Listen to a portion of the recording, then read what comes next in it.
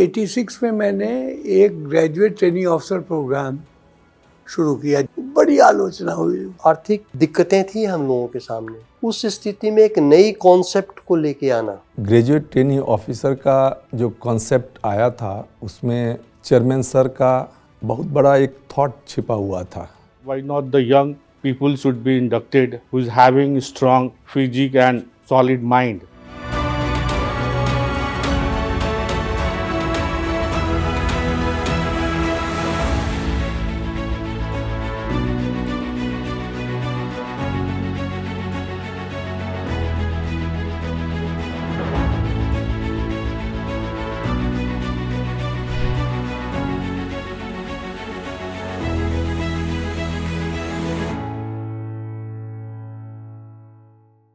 तो 86 में मैंने एक ग्रेजुएट ट्रेनिंग ऑफिसर प्रोग्राम शुरू किया जीटीओ का, जिसके इंटरव्यू चल रहे हैं अभी।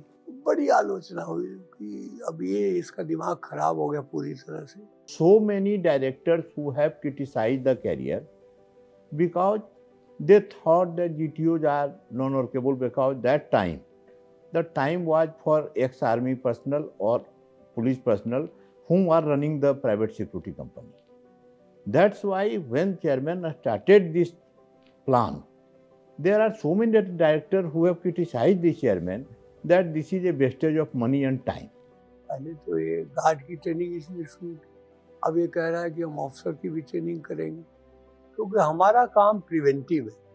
हम एक इनक्लोज एनवायरनमेंट का प्रोटेक्शन का काम करते हैं, तो हमें क्राइम को प्रिवेंट करना है। तो उसके लिए हमने बहुत स्टडी किया, बहुत सेमिनार अटेंड किए, विदेशों का दौरा किया, बहुत मटेरियल जुटाए, लेकिन आश्चर्य हुआ कि वर्ल्ड में कहीं पर भी ऑफिसर्स की ट्रेनिंग कोई चल ही नहीं रही थी। ये अपने तरह की नई चीज थी। आर्थिक दिक्कतें थी हम लोगों के सामने। उस स्थिति में एक नई कॉन्सेप्ट को लेके आना, तो आर्थिक स्थिति, आर्थिक चैलेंज जो है और बढ़ जाता है। चेयरमैन साहब को आत्मविश्वास था कि उसकी आवश्यकता है और चलेगा और कामयाब होगा, और हुआ। The concept of the chairman was that why not the young people should be inducted who is having strong physique and solid mind, who can work as a officer and he can make his career in this organization. Chairman was clear on his vision and plan, so he started and get year-on-year recruitment and plan, so that now we are going to start 40th batch.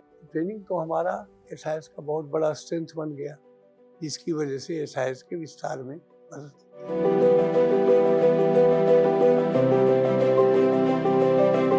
बहुत से ऐसे जीटीओज उन दिनों ऐसे आते थे जिनको army में उन्होंने एक बार दो बार ट्राई किया, सिलेक्शन नहीं हुआ। वैसे अधिकारी लोग आते थे और उनको ट्रेनिंग देते थे हम लोग की एंट्री हुई 86 में, तो ये एक्सपेरिमेंट चला। एक्सपेरिमेंट इतना बढ़िया रहा कि सीएमडी ने इसको बंद नहीं किया, कहा कि नहीं, ये जीटीओ बैच का चलेगा, और उसका ये नतीजा है कि from first batch to 39 batch is here. Since my NCC certificate colleagues have joined in GTO first batch, so I know about that there is a cadre for GTO in SIS company we have. Since we have planned for join army, IPS, etc. But we have seen that if we fail to do that, we get the same opportunity in SIS that will get us to get the career as well as our dream and work as an informed force. That's why we have joined SIS. I got to know about this position through our NCC directorate. That's the time and SIS have given an announcement in the NCC directorate looking for candidates who got basically a few criteria like minimum graduation with 50% marks, 5'8" height, NCC B or C certificate, and preferably someone who did extra some camps like RDC or BLC, something like that. So I got into that, and that's how I got to know about this position. Those days, I mean, there was no other communication rather than certain intimation through the letter. So once I had been to my college for handing over my responsibility as a senior under officer in NCC after the completion of course, that time my NCC officer, there is something like this, would you like to? and that's my first job application. जब वो 2-3 batch का GTO का performance देखा गया था तो एक mass scale में pan India GTO 4th batch को लॉन्च किया गया। अगर मैं खुद को अपने ऊपर ही आपको अगर बताऊं तो जब मेरा सिलेक्शन हुआ, हमारे कर्नल थे, कर्नल ओपी सहारन जो बटालियन के कंट्रोलिंग ऑफिसर थे, उनके पास जब मैसेज गया मेरे को, उन्होंने अपना टिकट कटवा करके पटना भेजा और पटना में सारा प्रोसेस को हम लोगों ने कंप्लीट किया। और जब हमारी सिलेक्शन हुई, जमशेदपुर में आकर के अपने फादर को बताया कि मेरा एसआईएस में जॉब लग गई है और मैं जाऊंगा। और उसके पहले मैं कहीं कुछ भी एक फॉर्म तक नहीं भरा था, जस्ट हम 21 ईयर्स कंप्लीट होने वाला था हमारा। हमारे फादर काफ़ी नाराज़ हुए, कहाँ तुम जॉब करोगे, सिक्योरिटी में जाकर के करोगे, ये करोगे। उन्होंने स्टेट में डिनाई किया। लेकिन आप बिलीव नहीं करेंगे, मैं घर से बिना किसी को बताए ट्रेनिंग सेंटर गढ़वा रिपोर्ट किया, बिना किसी को घर में बताए ट्रेनिंग सेंटर रिपोर्ट कर दिया। और 2 साल तक हमने घर वालों से बात नहीं किया और घर वाले मेरे से बात नहीं किए कि हमने आकर के एसआईएस ज्वाइन कर लिया।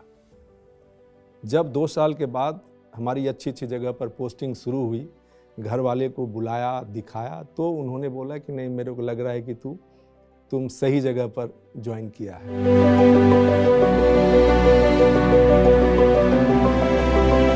अगर हम इनिशियल स्टेज की बात करें तो जो ऑब्जेक्टिव था उस हिसाब से, अगर आप कस्टमर का क्या रिक्वायरमेंट है और कंपनी की क्या ऑब्जेक्टिव है किसी भी प्रोग्राम को रन करने के लिए, तो कैरिकुलम भी उसी हिसाब से डिज़ाइन होता है।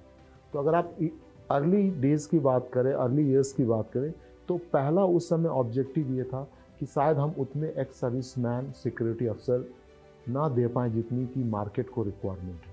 तो जब जीटीओ ट्रेनिंग प्रोग्राम स्टार्ट हुआ तो ज़्यादा फोकस जो है सिक्योरिटी ऑपरेशंस पे था, वो भी इंडस्ट्रियल बेस्ड था। जो भी इंडस्ट्री वगैरह में प्रॉब्लम्स होती थी, वो जो है सिक्योरिटी, एज ए सिक्योरिटी अफसर आपको क्या क्या करना है, वो ट्रेनिंग का पार्ट था, चाहे वो फिजिकल हो या एकेडमिक हो। जब हमारी ट्रेनिंग हुई थी, एक मैं बोल सकता हूँ कि वो जस्ट एक लालटेन युग था। लालटेन को जला करके पूरा रात भर बैठ करके कल क्या हमें पढ़ना है, क्या ट्रेनिंग लेना है, उन सारी चीज़ों की तैयारी करते थे। The infrastructure was almost, I should say, nil, because there was no light, no proper classrooms, even no structure classes, or you should say the content of the class material. And of course, we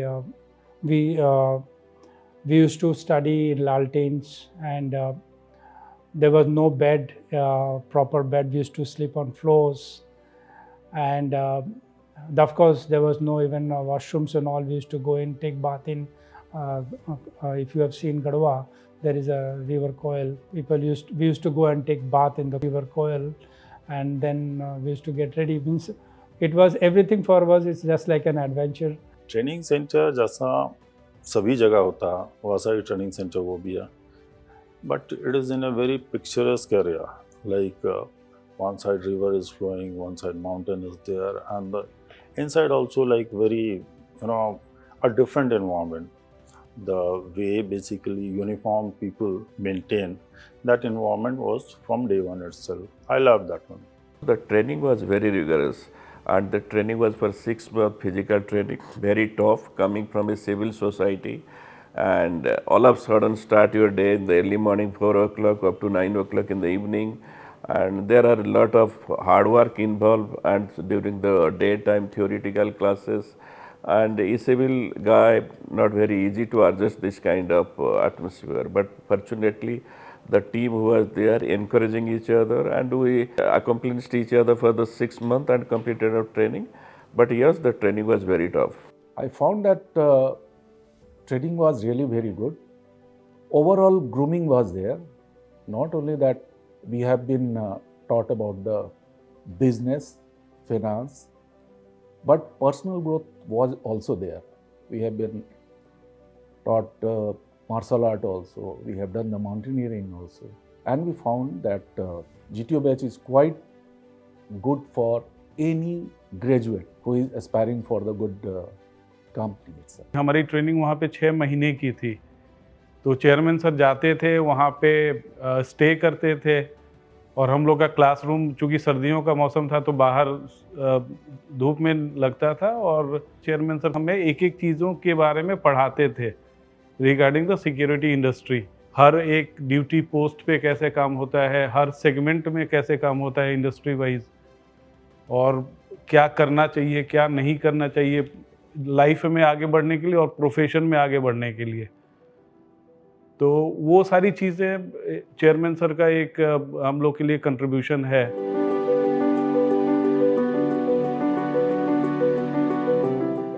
So in 1995, at that time, GTO program was confined into the limit of man guarding only, physical security only, like perimeter protections, how to wear the uniform, basic things, and how to protect premises. Then patrolling duty, all these things were taught at that point of time, and then gate duty, access controls. But electronic security was not there at that point of time. So integration of electronic security now, it has come into place. So the electronic security has merged with the man guarding, then it has become a total security solution. जैसे जैसे technology आई और जैसे जैसे जो private security metros में आए और cities में आए और डिफरेंट सेक्टर्स में आए, तो उस हिसाब से वो कोर्स और वो सब्जेक्ट्स को ऐड ऑन किया गया। और लेटर ऑन जब कंपनी को लगा कि GTOs लीडरशिप पोजीशंस के लिए हैं और मैनेजरियल स्किल इनमें होनी बहुत ज़रूरी है, तो फिर मैनेजरियल एस्पेक्ट्स को भी इसमें इंक्लूड किया गया। So now everything is getting into integrated security solutions, and today I think GTOs, new batch GTO, those who are joining, so the training level has definitely increased like anything, and they are being taught about access control system, surveillance system, perimeter protection, fire alarm, all these systems also they are being taught these days, and along with the physical security. हम लोग के समय 6 महीने की training होती थी, और नए कैरिकुलम में उसको थोड़ा सा कॉम्पिटिटिव बनाने के लिए, चूँकि आज के जनरेशन के जो बच्चे हैं वो उनको they are very fast learner, और certainly they are well informed. हम लोग के समय में इंटरनेट नहीं था जब, और आज के समय में बच्चे को भी सब कुछ पता है, तो they are very fast learner and they are willing to grow up very fast. So curriculum में उसी हिसाब से मैनेजमेंट ने काफ़ी चेंजेस किए हैं। आज जैसे अगर हम बात करें कि GTOs के प्रोग्राम में अब हम लोग टेक्नोलॉजी को भी ऐड कर रहे हैं, टेक्नोलॉजी एक एज ए कंपलसरी सब्जेक्ट बना रहे हैं कि इनको ये भी आना चाहिए, इनको AI आना चाहिए, इनको मोबाइल का ऐप ये करना आना चाहिए, क्योंकि सारा कुछ डिजिटल प्लेटफॉर्म पे है। तो जब हम लोग उनको सिक्योरिटी टूल्स के बारे में बताते हैं, टेक्नोलॉजी के बारे में बताते हैं, तो एक GTOs को हम उतना सिखाते हैं कि वो सारा कुछ खुद जो है उसको हैंडल कर सके, क्योंकि विदाउट टेक्नोलॉजी आज के ज़माने में आपका सिक्योरिटी कॉन्सेप्ट है but you can not use it, क्योंकि आपको यूज़ करने के लिए उस टेक्नोलॉजी के थ्रू जाना पड़ेगा। तो जैसे जैसे मतलब सिचुएशंस इवॉल्व हो रहा है, जैसे जैसे रिस्क पैरामीटर चेंज हो रहा है, जैसे जैसे सिक्योरिटी से एक्सपेक्टेशन चेंज हो रही है, वैसे वैसे हम लोग कोर्स में इंक्लूड कर रहे हैं उन चीज़ों को।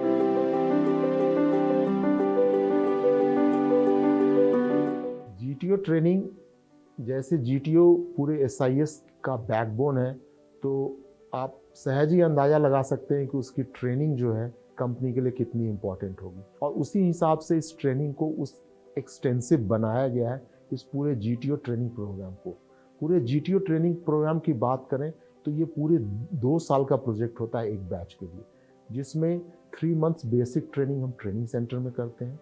उसके बाद GTOs का 3 मंथ्स ऑन जॉब ट्रेनिंग, जो कि हम कस्टमर लोकेशंस और अपने ब्रांच ऑफिस, रीजनल ऑफिस में करते हैं। उसके बाद उनका 18 मंथ्स का प्रोबेशन पीरियड होता है, जिसमें उनके ड्यूटीज़ को क्लोजली वॉच किया जाता है। डे 1 से ही डिसिप्लिन जो है ट्रेनिंग का आधार होता है, तो एक ट्रेनिंग का टाइम टेबल जो शेड्यूल है, उस शेड्यूल उनको फॉलो करना सिखाया जाता है।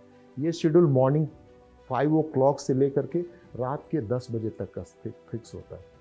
अब इस ट्रेनिंग को हम लोग 2-3 पार्ट में, अगर बेसिक ट्रेनिंग 3 months जो ट्रेनिंग सेंटर गढ़वा में होती है उसकी बात करूं तो हम लोग उसमें 2-3 एस्पेक्ट लिए करते हैं। सबसे पहले तो हम लोग उनको डिसिप्लिन सिखाते हैं ताकि उनकी एडेप्टिबिलिटी बढ़े, उनका मेंटल एटीट्यूड वगैरह चेंज हो। इसके लिए हम लोग उनमें डिसिप्लिन फोर्स करते हैं, और डिसिप्लिन फोर्स करने का सबसे अच्छा तरीका होता है कि आप किसी भी टाइम टेबल को फॉलो करते हैं तो ऑटोमेटिकली वो डिसिप्लिन आप में आने लगती है। So first one is always what's been the background is pretty much tough over there because you're not used to getting up 4 a.m. in the morning, and you start doing physical activities pretty much early in 5 a.m. around you start doing the physical activities, so it gets tough for you in terms of physical activities. Starting में जब भी कोई भी batch training start होती है तो वो जगह इट्स लाइक अ हेल, जो मैंने आपको बताया वो हेल जैसा लगता है कि क्यों हूँ मैं यहाँ पर, क्यों मुझे सुबह इतना जल्दी उठना पड़ता है, इतना फिजिकल एक्सरसाइज और फिर क्लास में एकेडमिक ट्रेनिंग करनी पड़ती है। तो वो स्टार्टिंग फेज सबके लिए सेम रहता है। So in physical you had basically running, physical activities like high jump, long jump, vertical ropes, crossing. So these all were done in physical. Apart from this, we had karate training in physical, yoga, meditation, hurdles. So this was all in physical. Morning में आपका physical exercise, क्योंकि physically fit होना एक leader के लिए ज़रूरी है, security professional के लिए तो ज़रूरी है ही है, एक लीडर के लिए बहुत ज़्यादा ज़रूरी है। तो फिजिकल एक्सरसाइज होती है, आपको ड्रिल भी कराया जाता है। I wasn't from a NCC background, so knowing about drill, so going physically, knowing about drills, knowing Savdhan, Vishram, going and giving commands about different roles in drill.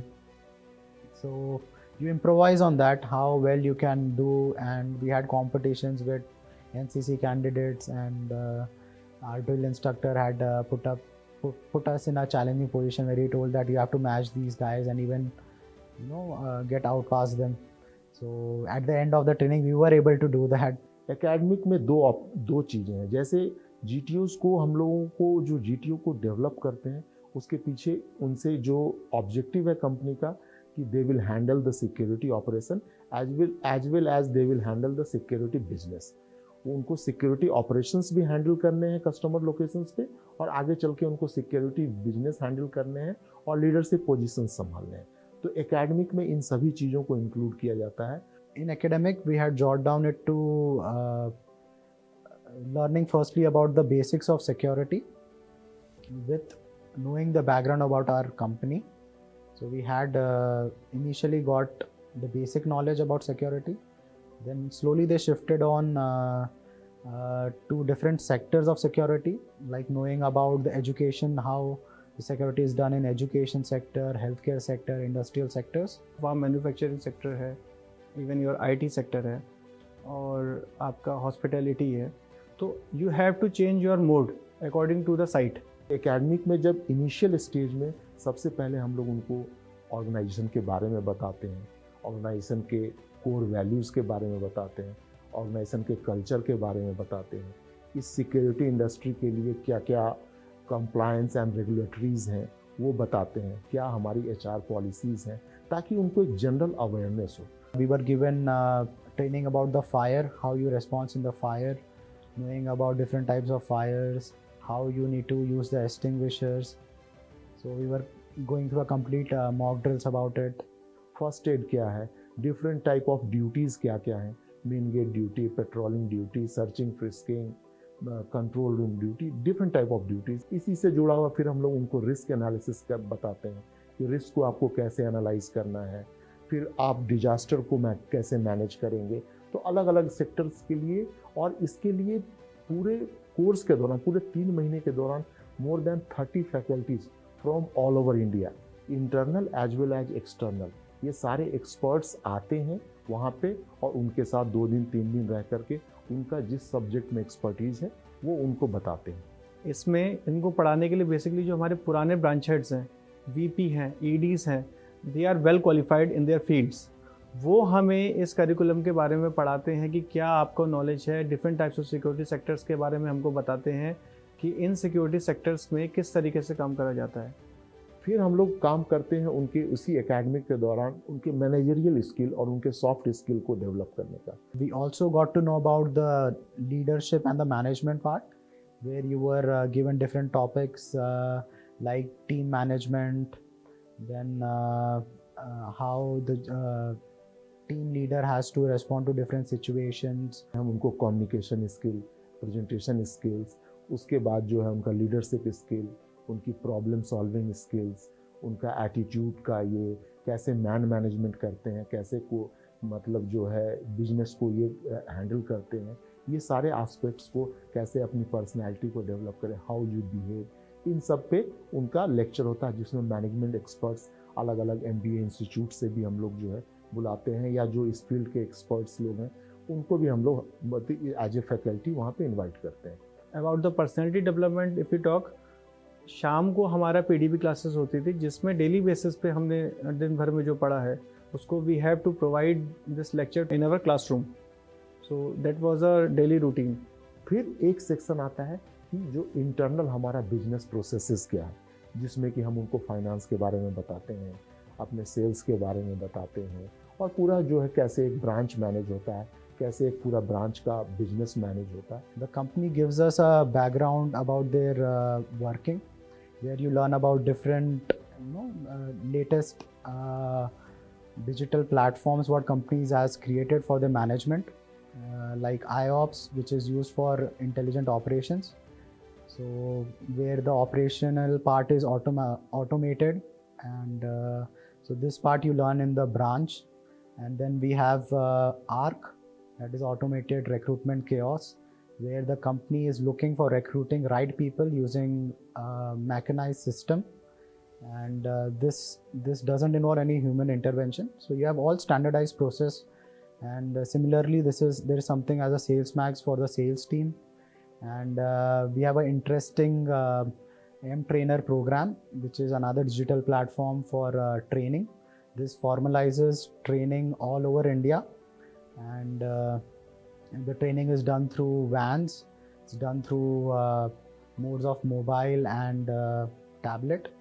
So we learn about these all things. If I talk about M-Trainer, so when I went to the unit, I was able to actually tell my guards and my colleagues about how the training has to be done, and how to deliver in the right way the training modules. और ये theory practical में हम लोग जो technology use करते हैं तो हम लोग उनको ऑडियो वीडियो प्रेजेंटेशंस, इवन कि कुछ लाइव क्लासेज जो है एग्जैक्टली लोकेशन से, अगर मैं हॉस्पिटल सिक्योरिटी की बात बता रहा हूँ तो हो सकता है कि मैं वहीं से गढ़वा से किसी हॉस्पिटल को कनेक्ट कर दूंगा जहाँ पे SIS के लोग लगे होंगे, और वहाँ जो वहाँ का सिक्योरिटी इंचार्ज है उन लोकेशंस को दिखा करके यहाँ पे इस तरह की ड्यूटी होती है, इस तरह का यहाँ पे थ्रेट है, ये है, तो एक इस तरह का लाइव क्लासेस भी हम लोग चलाते हैं। We had interestingly live classes where you had actual people from the units who were shown us during the training, and we were able to correlate how the learning is going on over there and how the actual operations is done. GTO की basic training के दौरान उनको regular evaluate भी किया जाता है। हर एक 15 दिन पे उनका फोर्टनाइटली टेस्ट होता है, जिसमें उनका फिजिकल टेस्ट लिया जाता है, जिसमें उनका ड्रिल टेस्ट लिया जाता है, और एकेडमिक में उन्होंने क्या पढ़ा वो रिटन टेस्ट लिया जाता है। The tests were in tandem, so you have to be very active in the program. When you are in your classroom, you have to be actively learning, because that's where when you do your learning, and if you want to plan, you need to take out extra time after 12 hours of whole day. You need to yourself take out another hour if you want to prepare extra for the test. In the morning we had physical test on Sundays, and followed by I think just after half an hour's time, followed by drill test, and then again after drill test another half an hours of time, and we were ready to go for the academic test. So you can imagine how well you have to be in your learnings to deliver your best in the bi-weekly test. तो ये अगर 3 महीने की बात करें तो इस 3 महीने में 6 बार उनका टेस्ट होता है, और कौन लड़का किस चीज़ में वीक है, कहाँ उनको ज़्यादा फोकस करने की ज़रूरत है, ये उनको ट्रेनिंग में भी बताया जाता है। जब ये 3 महीने की बेसिक ट्रेनिंग होती है तो जो हमारे मैनेजमेंट कमेटी के लोग हैं वो खुद ही आते हैं उनको इंटरव्यू करने, ताकि उनकी OJT वगैरह का डिसीजन लिया जा सके। तो जब वो आते हैं यहाँ पे, जो सीनियर्स होते हैं, CEO एंड अबव के लेवल के लोग आते हैं, तो पूरे ग्रुप के सामने GTOs को अपना प्रेजेंटेशन करना पड़ता है कि हमने 3 महीने में क्या सीखा। There is a final test which is of all the 3 months of learning and physical, which is in totality you get a marking out of it, and they select the top 3 rankers out of it and give you a ranking. And these rankings are checked by the zonal heads in the final interview, and looking at your scores of all 3 months and your test, they place you in different units pan India. बहुत बार मैंने बहुत senior member को भी कहते सुना है कि यार इसको मैंने इंटरव्यू के टाइम में देखा था और अभी देख रहा हूँ तो पहचान में आ ही नहीं रहा।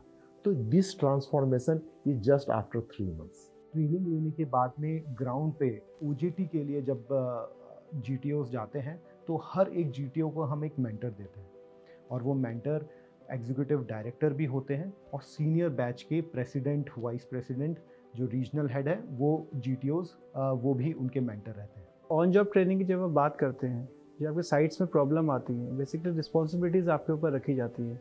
तो जब आप रिस्पॉन्सिबिलिटीज़ को फॉलो करते हुए कोई आपको प्रॉब्लम आती है तो अपने मेंटर से बात करते हैं, वो आपको गाइड करते हैं कि पर्टिकुलर प्रॉब्लम से कैसे निकला जाए। कोई भी प्रॉब्लम आती है, मेरे मेंटर्स वहाँ पे रहते हैं कि हाँ you have this problem and this is a solution. तो ये हमारी एबिलिटीज़ और स्किल्स को और बढ़ाती हैं। तो जब आप प्रॉपर अपना गढ़वा की ट्रेनिंग पूरी करके निकलते हैं और आपकी OJT पूरी करके निकलते हैं, तो आप परफेक्ट सिक्योरिटी ऑफिसर बन के निकलते हैं।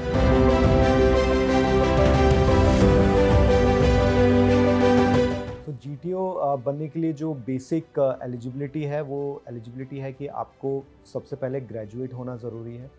उसमें कोई भी परसेंटेज का कोई क्राइटेरिया नहीं है कि इतनी परसेंटेज हो तभी आपका इसमें आप एलिजिबल हैं। आप बस ग्रेजुएट का डिग्री आपके पास में होना चाहिए।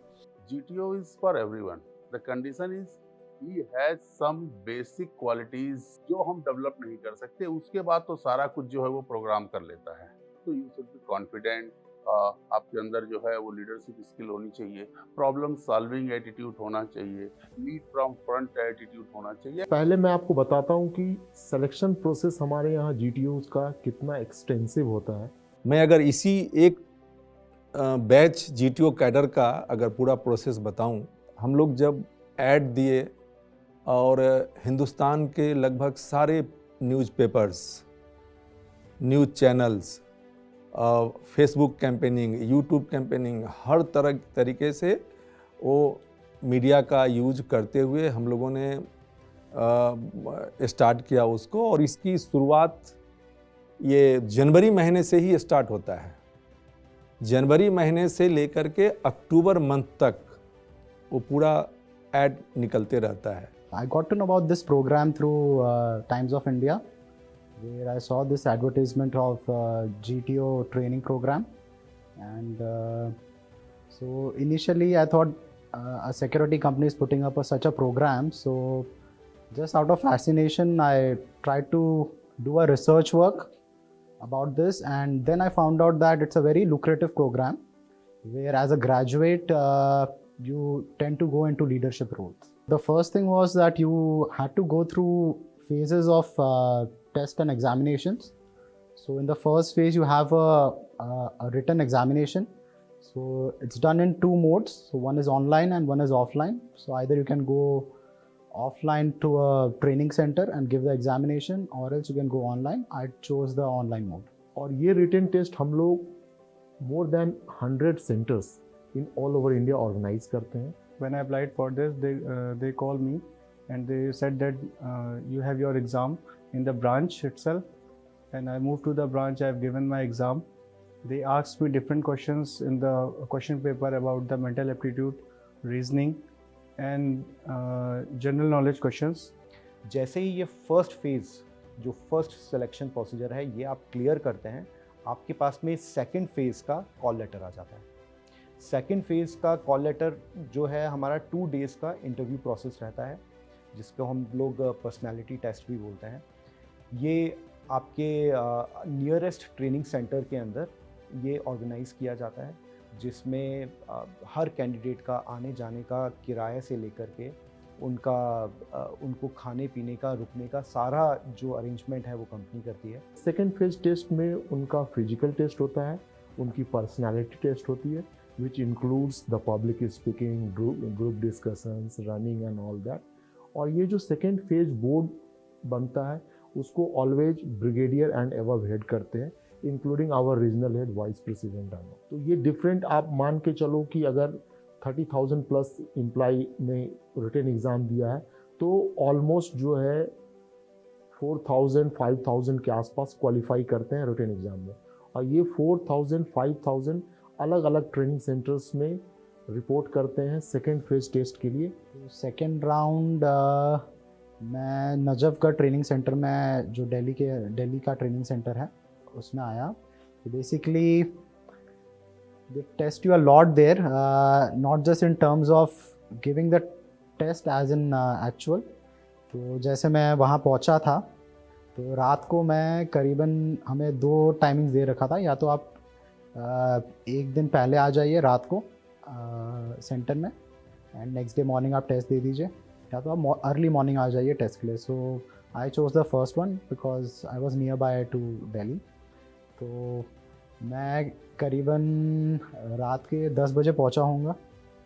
तो मैं सोच रहा था वहाँ पे जाके अच्छे से अकोमोडेशन होगा, आराम से you relax there and prepare for examination, but they were there to test you out in that. वहाँ पे जाते ही आपको पहले एक रिटन एग्ज़ाम करवाया वो लोग ने। तो it was really shocking for me कि रात को एकदम से अचानक से एग्ज़ाम हो रहा है, but that's how it was. So एक वो मेंटल टेस्ट था, तो आपने एक रिटन टेस्ट दिया, it was about an hours test. फिर हम लोग सो गए, तो करीबन 11 साढ़े 11 बज रहे होंगे जब मैं सोया था। एंड सुबह 4 बजे रिपोर्टिंग थी। तो in 5 hours you already have that mental pressure of the test and clearing the interview। तो उसके साथ साथ आपको मेंटल एक फ्रेम में जाना पड़ता है कि मुझे अगला राउंड भी क्लियर करना है। तो मॉर्निंग 4 बजे उठ के आप तुरंत ग्राउंड पे पहुंचिए। ग्राउंड में फिर आपका रनिंग टेस्ट होगा, then continuous you have high jump, long jump and their other activities in the physical. तो वो सब क्लियर करने के बाद they don't give you much time. फिर आपको वापस से I think hardly they gave us 15 or 20 minutes to change into our formal attires, and then तुरंत आप फॉर्मल में चेंज होके इंटरव्यू वेन्यू में पहुँचिए। We had this group discussion round जो होना था पहले। तो ग्रुप डिस्कशन के लिए there were about 240 candidates what I remember approximately. तो 240 पीपल में आपका पूरा पेशेंस लेवल टेस्ट हो जाता है, बिकॉज आप अपने टर्न के लिए रुके रहते हैं। And you know that butterflies in the stomach. तो उसके साथ आपको ये प्रेशर झेल के उससे निकलना आगे। तो it's kind of a complete test of your mental and physical ability. So finally we got our result for the third phase. Around 10 p.m. we got our result at night. So we were very happy that we were selected. जैसे ही आप second phase का selection procedure में अगर आप go through करते हैं, आप अगर सिलेक्शन हो जाता है तो सभी GTOs को दिल्ली के अंदर कॉर्पोरेट ऑफिस में उनका फाइनल इंटरव्यू होता है। जो फाइनल बोर्ड बनता है उसको चेयरमैन साहब खुद हेड करते हैं, और जितने भी एग्जीक्यूटिव कमेटी के मेंबर, ग्रुप मैनेजमेंट कमेटी के मेंबर, इंक्लूडिंग हमारे ऋतुराज सर GMD जो हैं वो, और CEO वगैरह सभी उसमें रहते हैं।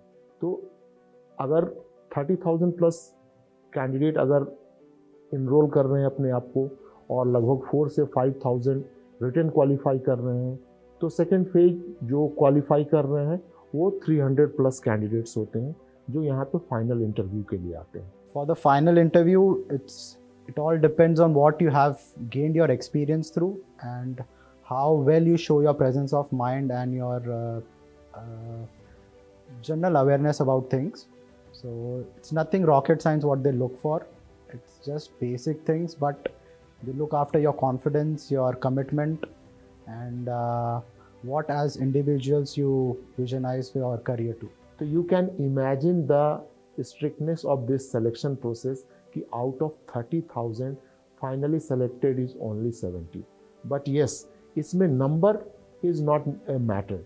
अगर हमें अब अच्छे GTOs अगर 100 भी मिलेंगे, 200 भी मिलेंगे, तो management is ready to accept that. फिर उसमें से जो सेलेक्टेड कैंडिडेट्स होते हैं उनको GTO के लिए ट्रेनिंग के लिए गढ़वा में बुलाया जाता है।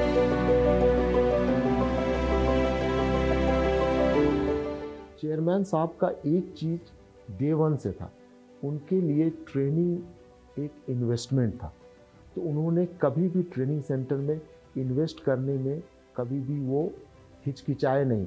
मुझे आज भी याद है कि अगर हम लोगों ने 98 में ज्वाइन किया था, 25 साल हो गए, गढ़वा जैसे शहर में जहाँ प्रॉपर लाइट नहीं रहती थी, गढ़वा ट्रेनिंग सेंटर में उन्होंने इलेक्ट्रॉनिक बैरियर गेट लगाया था, जिसको आजकल आप हर एक सोसाइटी वगैरह में देखते हैं कि अपने आप गेट खुलता है। वो गेट वहाँ पे उसलिए उन्होंने लगाया था कि हमारे गार्ड्स या ऑफिसर्स सीख सकें कि ये कैसे ऑपरेट होता है। तो यू कैन इमेजिन कि मतलब कोई भी इन्वेस्टमेंट, तो जैसे जब कभी भी हमारे यहाँ उस समय एक OHD प्रोजेक्टर आया, तो इमीडिएट आप पटना जैसे शहर में भी बहुत सारे ऑफिसेज में वो सब नहीं था। फाइनली वो हुआ, फिर लैपटॉप, कंप्यूटर, बहुत बड़ा कंप्यूटर लैब बनाया गया। तो ऐसे ऐसे इवॉल्व होते होते आज के डेट में तो हम लोग जो है वेबएक्स क्लास से बड़े बड़े टॉप मैनेजमेंट अचानक से GTO क्लास में जुड़ जाते हैं और बहुत बड़े स्क्रीन पे जो है उनको हर एक प्रेजेंटेशन दिखाया जाता है। बहुत बड़ी क्लासरूम है, उनका हॉस्टल की फैसिलिटी। सो फैसिलिटी के मामले में जो है पहले से बहुत बेहतर हुई है, इसमें कोई ये नहीं है। लेकिन पहले भी जो थी वो भी अपने समय की बेस्ट थी। आप वहाँ पे जाके देखेंगे तो there is a whole greenery over there. So at the bank of our training centre, so there is a river over there, so that was a very nice atmosphere, which is very good for training purpose also. The weather was very good over there. They trained us digitally also, तो TV पे भी हमारी online classes चलती हैं कि इसे sites पे ले जाके उधर पे जो भी आपके हमारे प्रीवियस जितने भी हमारे ऑफिसर्स कर रहे हैं, तो वो हमें वीडियो से दिखाते थे कि किस तरीके से एक सिक्योरिटी मैनेजमेंट होता है। A very comprehensive and a complete campus they have created for our physical and academic training over there. It was to my surprise that Gadwa wasn't very developed one, and it was really looking like a backward region. But there was this whole state of art facility what they have created over there. जब आप वो training centre छोड़ते हैं तब आपको उससे बहुत ज़्यादा प्यार होता है। अगर किसी ने गढ़वा की मिट्टी को चखा है, लिटरली आई एम सेइंग मिट्टी चखी है, क्योंकि हम लोग जब ड्रिल करते थे, जब कराटे करते थे, तो मिट्टी उछलती थी और उसको टेस्ट किया है। सब लोगों ने, हर GTO ने टेस्ट किया है। और चापाकल का अगर पानी पिया है तो एक इमोशन सबके दिल में आता है। आज भी जब भी मैं एज अ कोर्स कोऑर्डिनेटर मैं देखता हूँ, तो जब भी कोई फैकल्टी या प्रीवियस सीनियर बैचेस से कोई भी फैकल्टी आते हैं पढ़ाने के लिए, तो मुझे उनकी आंखों में दिखता है कि सब लोग बहुत एक्साइटेड रहते हैं और गढ़वा के लिए कि देखते हैं उनके चेहरे पे अलग ही एक रौनक रहती है। दे फील वेरी प्राउड और बताते हैं कि आर्यन, मैं ना यहाँ पर हम लोग सारे मिलके यहाँ पे पनिशमेंट हम लोगों ने खाई थी, हम लोग यहाँ पढ़ते थे, हम लोगों ने यहाँ पे हमने कराटे किया था। तो ये एक एक्साइटमेंट और मैं सबके आंखों में देखता हूँ।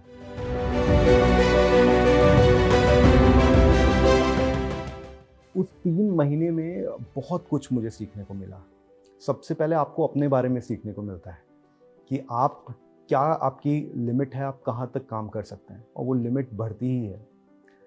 एंड टाइम मैनेजमेंट हो, चाहे कॉन्फ्लिक्ट मैनेजमेंट हो, ये सारी चीज़ें तो आप सीखते ही सीखते हो। सबसे ज़्यादा आप लीडरशिप के बारे में सीखते हैं। उन्हें लगता है कि अब यूनिट से बाहर निकल के लीड रोल में आना चाहिए, फिर उसको ऑपरेशन एग्जीक्यूटिव के रूप में पोस्ट करते हैं, फिर आगे फर्दर वो ब्रांच हेड बनते हैं, फिर AVP बनते हैं, VP बनते हैं, रीजनल हेड बनते हैं। GTO प्रोग्राम की वजह से मुझे मेरी लाइफ में बहुत फ़ायदा हुआ है। जिस दिन से मैं SIS में आया हूँ, मैंने सक्सेस ही देखा है। कंपनी को सक्सेस होते हुए देखा है, अपने बैचमेट्स को सक्सेसफुल होते हुए देखा है, और मैं खुद भी सक्सेसफुल हुआ हूँ। सो मेरे लिए GTO programme it's a success. I was groomed in such a way that I'm a complete person, man now. I've developed myself in such a way that I can deal with a lot of people. And the most importantly here, in this organization, I learned how to deal with the people, how to meet people, how to treat people, sitting with the people, and talking to them. So everything we learned in this organization. It seems nothing is impossible for them. They can do any kind of activities that is assigned to them without any fear of failure. The inner strength has developed through martial arts training, which is too rigorous, and that helps you to sustain and build confidence in yourself. In spite of all the rigors, you are able to qualify in the various cadre level tests that you undergo in martial arts also. Training के दौरान काफ़ी कुछ नई चीज़ें सीखने को मिली। Life में discipline कैसे रहना है और एक बड़े लेवल पे ऑपरेशंस कैसे हैंडल करना है, वो ट्रेनिंग में काफ़ी अच्छे तरीके से हम लोगों को सीखने को मिला। और हमारी जो फर्दर पोस्टिंग भी हुई वो बड़े बड़े यूनिटों में हुई, और ये ट्रेनिंग के जो पूरे एक्सपीरियंस थे और जो पूरी ट्रेनिंग का हमारा जो उसमें हमने सीखा था वो इम्प्लीमेंट करने का और उसको लागू करने का अच्छा अवसर, वो बैकबोन हमारा बना, जो हमने आगे चल के बड़ी यूनिटों को हैंडल कैसे करते हैं, ऑपरेशंस बड़े लेवल पे कैसे मैनेज करते हैं, उसको चलाने का हमको अच्छा अवसर मिला। एक था कि ठीक है मुझे टॉप पे जाना है, कहीं भी जाना है टॉप पे जाना है, मतलब अपने आप से लड़ना है। ऐसा था कि कभी भी सेटिस्फैक्शन नहीं लाना है लाइफ में, और मुझे ये लगा कि GTO एक ऐसा प्लेटफॉर्म है जो मुझे वो पाथ देगा कि जो मैं कॉम्पीट कर सकता हूँ अपने से और अपने लोगों से। तो सेटिस्फैक्शन कभी नहीं है, जाना है, अभी जहाँ हूँ सेटिस्फाइड हूँ, लेकिन इससे भी आगे जाना है। GTO ही ऐसा जगह है जो आपको ग्रूम भी करता है, ट्रेन भी करता है, और आपको वो हर कुछ देता है जो आपको करियर में चाहिए होता है। What was we have learned in our training, like the speaking, handling the business, or getting the contract, that we have achieved in our practical life during our course of branch head or in upper case. We have never think that we achieve that goal and company will achieve that now the 14,000 crore company. Earlier I was think that I should join IPS officer. I was a simple background. So when I got the information ad in the newspaper in '93, when I was in Delhi and doing my own business, and I applied and then gone for interview and selected in the Safdarjung enclave. After that, this journey has started. I worked as a guard also, and today I am a CEO of the company. आपके लिए इससे बड़ा opportunity नहीं हो सकता है। आप GTO officers हो SIS में, आपको पीछे मुड़ के नहीं देखना है। आप बस अपनी मेहनत और ईमानदारी से जाओ, अपने एरिया में काम करो, जो भी आपको टास्क दिया जा रहा है मैनेजमेंट द्वारा उस काम करो, जो सीनियर द्वारा टास्क दिया काम करो। ये बहुत बड़ी बात होगी और आपको करियर में जितने सारे बेनिफिट्स है, जो आपका ड्रीम होगा यहाँ पे पूरा होगा, जैसे मेरा हुआ है। जब वो ट्रेनिंग सेंटर में बच्चे आते हैं तो उनके पैर में एक हवाई चप्पल होता है और कंधे पर एक बैग होता है, और आप बिलीव नहीं करेंगे, मैं अभी कुछ दिन पहले रायपुर के कलेक्टर थे, तो उनके साथ एक मीटिंग चल रही थी। उन्होंने एक फ़ोटो दिखाया मेरे को, इसको देख रहे हैं, मैं पहचाना उस बच्चे को, बोला ये गया था आपके यहाँ, तो उसका ये देखिए उसने फ़ोटो भेजा है कि पैर में एक हवाई चप्पल था, और अभी जब वो आया है साउथ से तो फ्लाइट से आया है अपने घर, और सपने की बात कर रहे थे। कभी हम लोगों ने ये अपने ख्वाब में कभी सोचा भी नहीं था कि आज जो मैं हूँ वो कभी हो पाऊँगा। ये एक ट्रांसफॉर्मेशन है for us.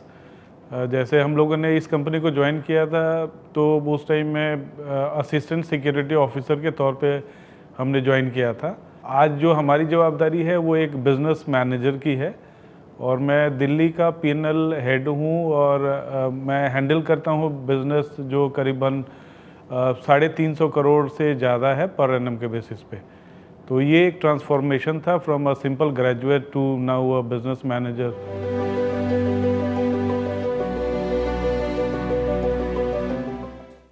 GTO programme start हुए 40 इयर्स हो गए।